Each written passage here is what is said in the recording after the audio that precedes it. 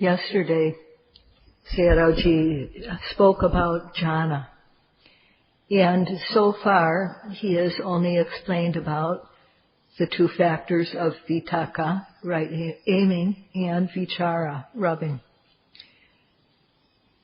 And this vitakka, accurate aiming, when we aim the mind at the arising object, the other mind states that occur together with vitakka, the meditative mind, also can reach the object.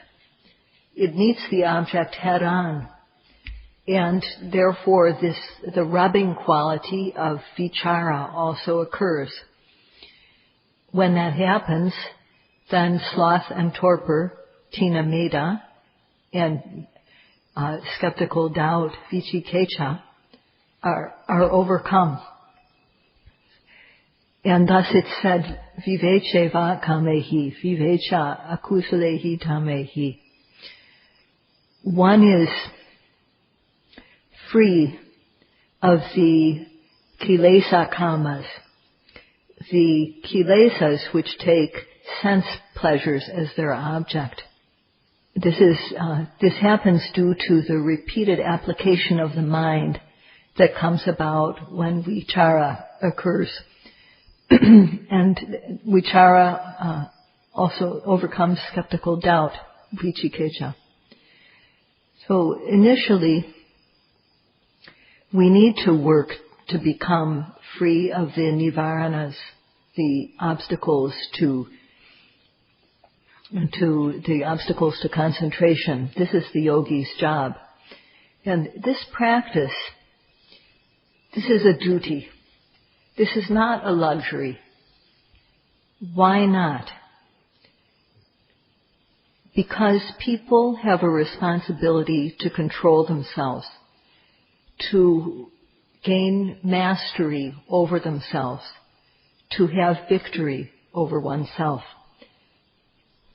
We have a responsibility to protect others so that they don't come to harm due to our behavior.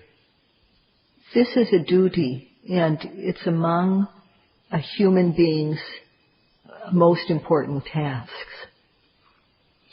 So just as we have to care for ourselves physically, so too we must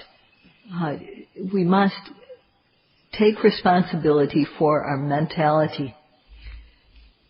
And this is not something just to do in one's spare time. In fact, controlling oneself is the most important task that a human being can undertake. There are 4 qualities or 4 characteristics of something which is very important to do. And Sayadaw has mentioned this before, but he will say it again. The first characteristic of a very important task is that it has to be done without fail. We can't not do it. In this case, we have to nurture the energy it takes to control ourselves and to protect others. The second characteristic is that one has to do it oneself. It's not something that we can do by asking somebody to do it for us by proxy. We have to do it ourselves. And we have to do it before it's too late. We have to do it in time and regularly. So what does that mean? That means that we have to do it when we're still able to. And we have to do it when we have enough good health to do it, and we also have to do it when there are teachers available at a time like this to show the way. We have to do it when it's possible to do it. And if we've already practiced, we have to do it regularly. And the fourth quality of a very important task is that it has to bring about a lot of benefit. And the Buddha mentioned the benefits of practice The first of which is purity of mind. One's mind can become pure all the way up to total purity of arahantship. Buddhas also walk this path of satipatthana. The silent Buddhas also, and the arahants, the completely pure noble ones, and other noble ones who are not yet arahants. All of these pure human beings pure beings walk this path. This is a task not to be done without. One has to do it. And all these beings that I mentioned above go along this path. All the Buddhas walk along this path. This path is a very good one. It's very straight and broad. And to the extent that we practice, there will be benefit, beginning with purity of mind. So,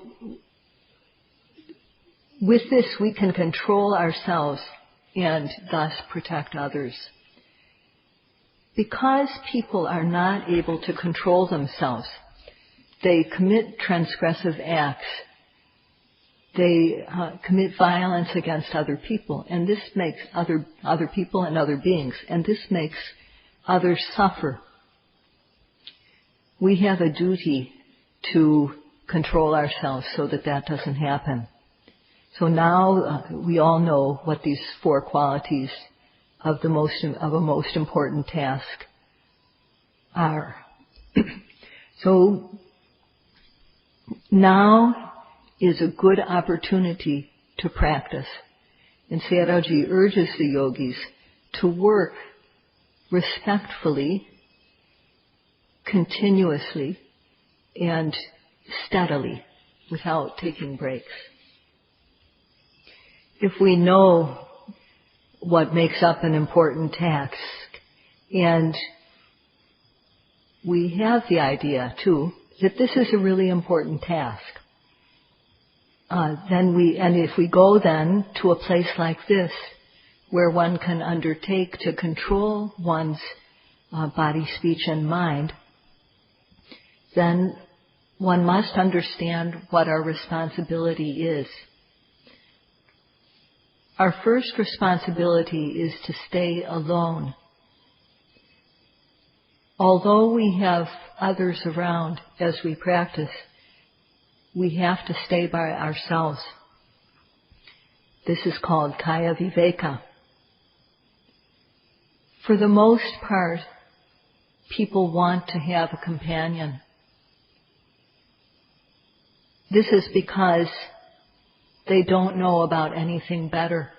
They don't know the companion, the truly good, guaranteed companion that one can gain.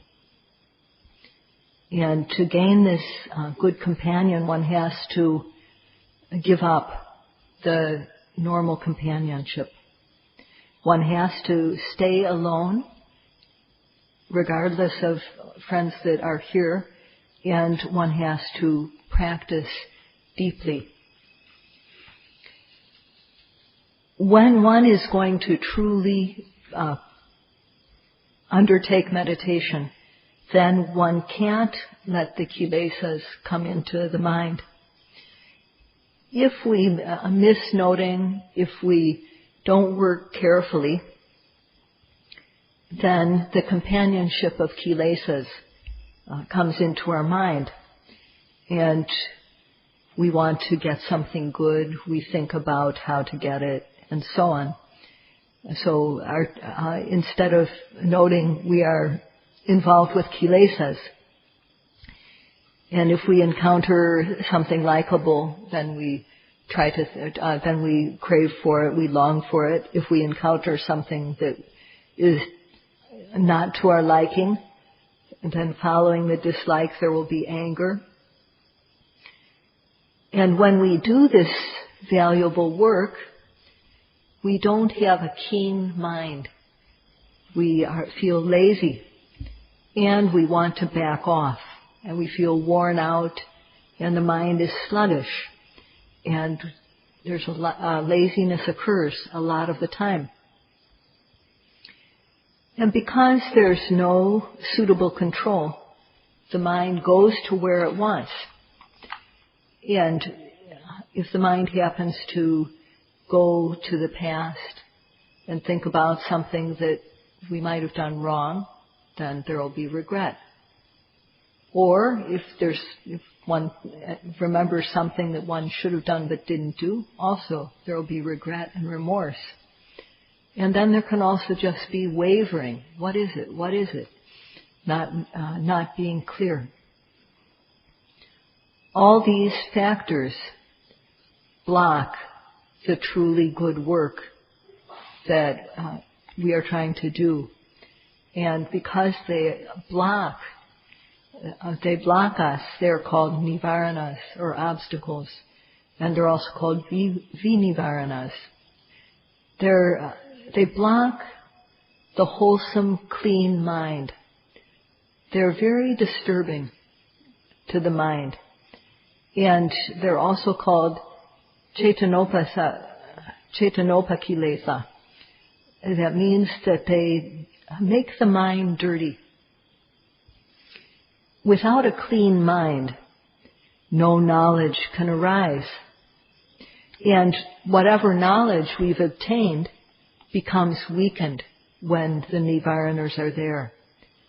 And thus it said, Panyaya Dubali Karana, that they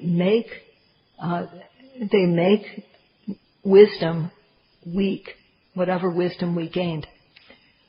So these nivaranas, these qualities, are overwhelming the world. Only if one can dispel them bit by bit, only if one can block them, will knowledge of what is really there develop in stages and become strong. This work needs to be done in solitude, and this is very important. Of course, we have many yogis here, and some of them came together as a group. But in one's mind, one should be free of all companions. Only then will the results of kaya viveka, the solitude, being free of companions, come about. And yogis should also speak only when necessary. They should hardly speak at all. And of course, the yogi can speak with the meditation teacher, but should do so mindfully and only as much as needed. With regard to food, yogis should eat enough food but not too much. So one should reduce what one eats. One shouldn't eat until one is full. And regarding sleep, 4 hours is the guideline. However, before we are skilled in the practice, it's hard to do, and 5 hours is okay. But one should work to reduce that, and if one does, one will have a lot more time to meditate. And this is helpful. If we're going to practice deeply, then we need to have virya, sati, samadhi on one hand, and we need to also have accurate aim and vichara, the quality of directly rubbing against the object. We have to understand the benefit of the work that we do. So with these qualities of virya, sati, samadhi, vitaka, vichara, as we do this work, piti, or joyous interest, will arise. We'll feel joyful. And when piti is there will also be sukha, which is happiness. These qualities are sure to arise. These come from the two qualities of kaya viveka and chitta viveka, practicing without companionship of others, and keeping our mind free of the companionship of kilesas. Yogis need to understand this and to value these benefits that come from the practice. And starting with speech, one has to reduce the things. Starting with speech, one should not speak with anyone except for the meditation teacher. If we see how excellent this task is, and if we see the benefits that come from it, then we feel satisfied and joy arises. This is called piti. To the extent that joy arises, happiness also arises. And whether we're sitting or standing, whatever, it's good to do. We feel good. And when one observes every arising object, when one makes the effort to observe as soon as the object arises, and one applies accurate aiming, the mind connects directly with the object. The mind is applied to the object again and again without becoming separated. The joy that arises at this point is called vivekaja piti. It's the joy that is born out of solitude. This can happen in just a few days for a yogi who pays attention to not speaking except when absolutely necessary, being careful not to overeat, not oversleep, reduce one's sleep, and try to observe every arising object with care and respect. However, there are yogis who came here with others, with each other. They came in groups. And such yogis, when they sit down together. They get up at the same time, and they go to the bathroom and talk.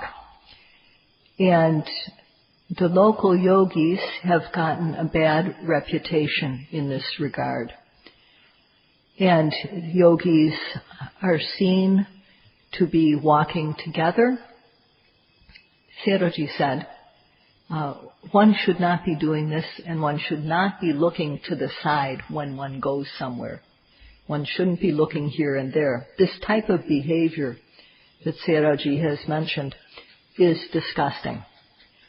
And he does not want to see this type of behavior again.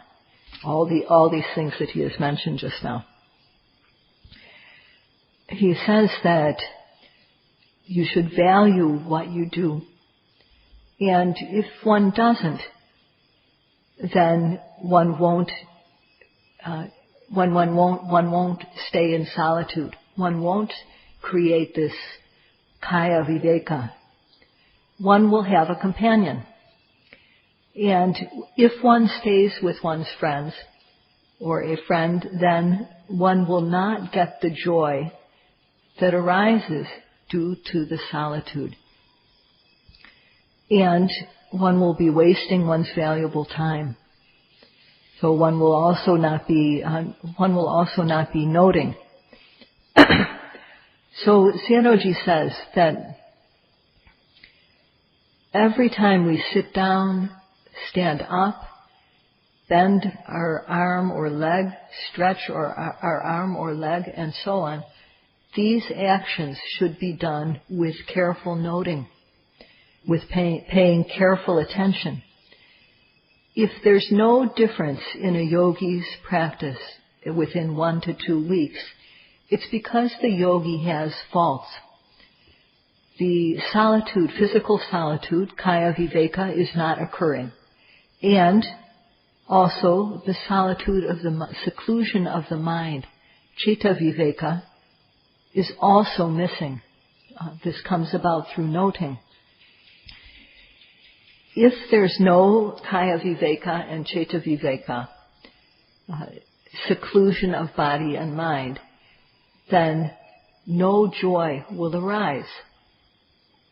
Joy first arises on a small scale. If this small scale joy, piti, does not arise, then larger scale piti also will not arise. Happiness will not arise.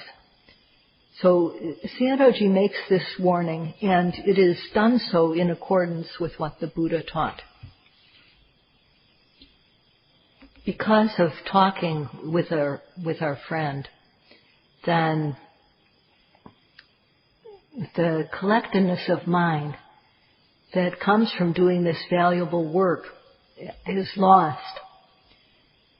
And it's also very important not to talk to oneself. This means not to indulge in thinking. For people who tend to think a lot, this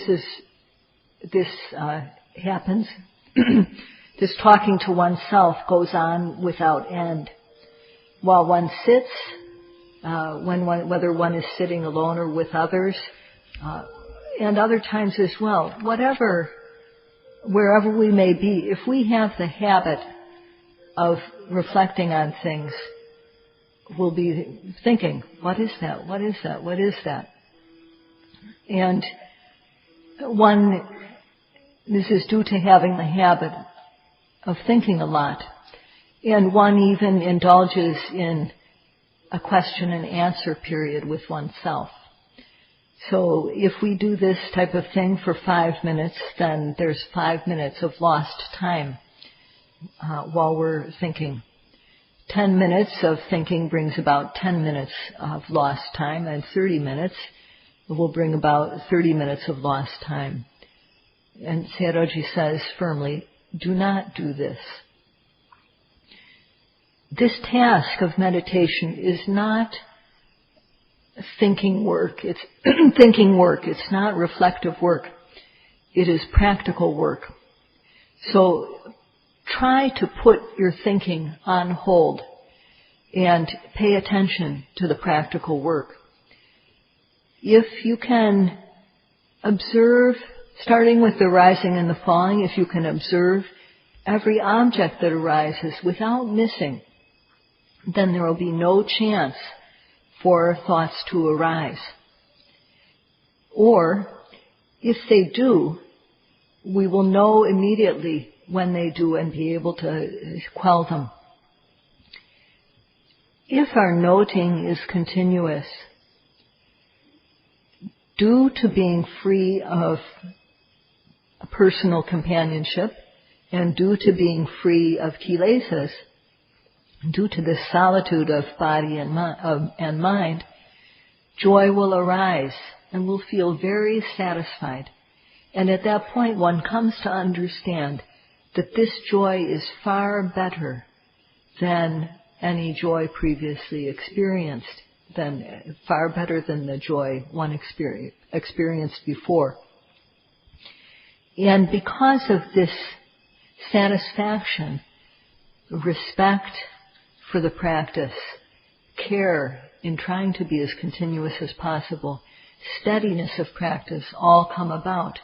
And then one is a model yogi. If one makes effort, this can occur in just a matter of days. Some yogis say that when the clock sounds the hour, it's a distraction. And they say that the sounds that people make are a distraction, and so on. Well, that's not so bad. The sound of the hour, the clock striking the hour is not that bad. The sound of people talking and other external sounds are not that bad. What's bad is doing things suddenly. When we go from sitting down to standing up, and then when we go from standing to walking, doing these suddenly without applying mindfulness, that's worse for us than the external sounds. The sound is just a disturbance because people's the sati and samadhi are not strong enough yet. But once one gets past, when one's samadhi becomes stronger, then these things are not a disturbance. So one needs to work respectfully, knowing the task that needs to be done. When piti arises, joy and happiness, following the piti, these dispel some of the nivaranas, the obstacles to our concentration. Piti is the quality of joyous interest, so it overcomes, it's the direct opposite of vyapada, the obstacle of anger. Anger is like mental rot, and this joy that we feel with piti dispels the anger completely. So no anger can take place when the mind is joyous. And if the piti is strong, then it's to the extent that the piti is strong, and its ability to dispel anger is similarly strong. And happiness, the quality of sukha, is the direct opposite of the scattered mind. This is called odicca, as well as regret and remorse, kokocha. When there's happiness, the mind won't scatter, and there won't be any regret or remorse. So these qualities of joy and happiness dispel some of the obstacles to our practice. And when the mind falls collectedly on the object of observation, it doesn't go anywhere else, and thus the obstacle of kama chanda, or desire for sense pleasures, is dispelled.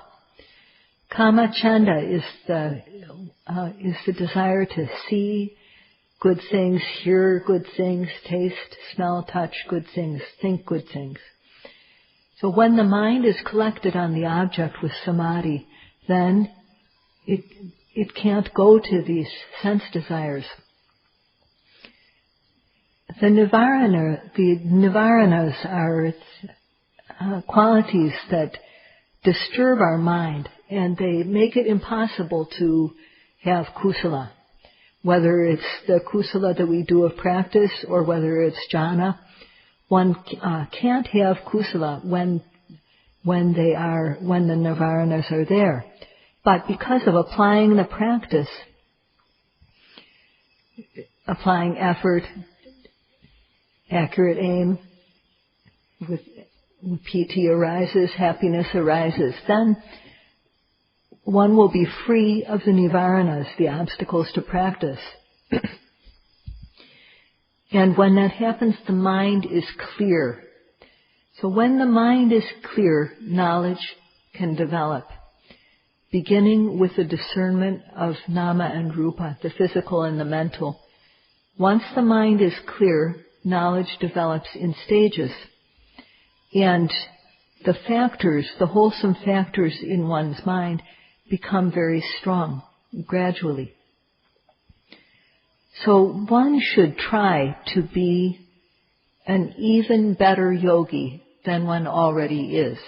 One should try to be a true yogi by applying the basic rule of practice, that to note at the very moment the object arises. That's all for today. The object arises. That's all for today. The object arises.